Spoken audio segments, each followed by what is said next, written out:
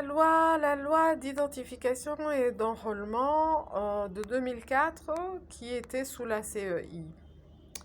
Nous avons vu donc, il y a deux préambules qu'on a fait ici. Alors, loi numéro 4/028 du 24 décembre 2004 portant identification et enrôlement des électeurs en République démocratique du Congo. L'Assemblée nationale a adopté, le président de la République promulgue la loi dont la teneur suit des dispositions générales. Il est organisé sur toute l'étendue de la République démocratique du Congo les opérations d'identification et d'enrôlement des Congolais en âge de voter en vue des consultations référendaires et des scrutins électoraux. Article 2, donc ça c'était l'article 1. Article 2. Au terme de la présente loi, il faut entendre par identification des électeurs l'ensemble des opérations d'identification et de comptage des nationaux remplissant les conditions requises pour voter. 2. Enrôlement des électeurs, l'inscription des éléments d'identification des électeurs sur la liste des votants appelée liste électorale. 3.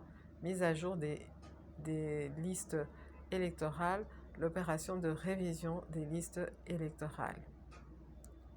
Donc, inscription des éléments d'identification des électeurs sur la liste des votants appelée liste électorale. Okay. Article 3.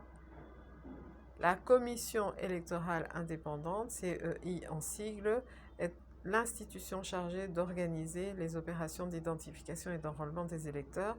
Elle fixe les dates de début et de clôture de ces opérations et prend toutes les dispositions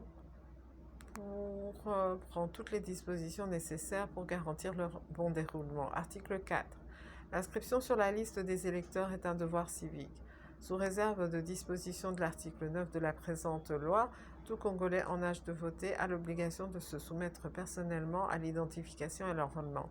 Il ne peut se faire inscrire qu'une seule fois et sur une seule liste. Article 5.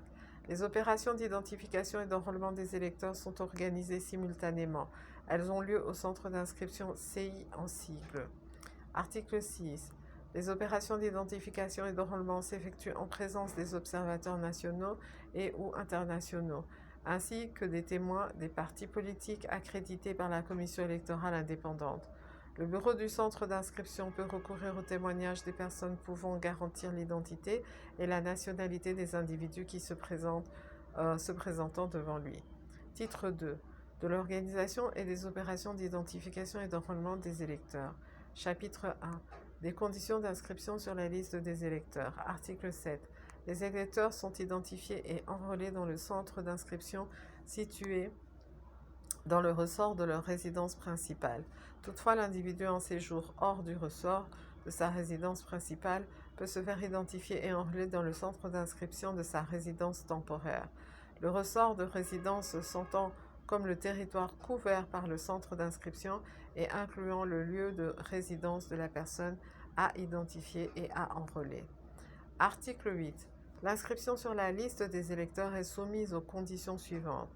Être de nationalité congolaise, être âgé de 18 ans révolu à la date de clôture des opérations d'identification et d'enrôlement, se trouver sur le territoire de la République démocratique du Congo au moment de l'identification et de l'enrôlement, jure de ses droits civils et politiques. Article 9.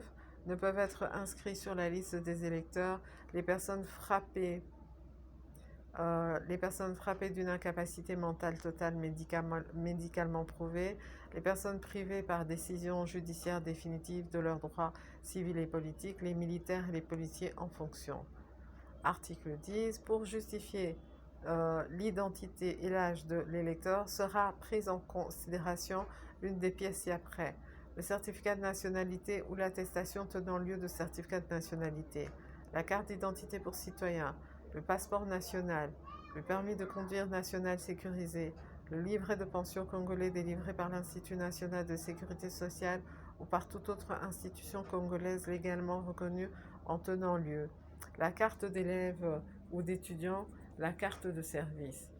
À défaut de l'une ou l'autre de ces pièces, sera pris en considération le témoignage fait devant le bureau du centre d'inscription par 5 témoins déjà inscrits sur la liste des électeurs du même centre d'inscription et résidant depuis 5 ans au moins dans le ressort du centre d'inscription.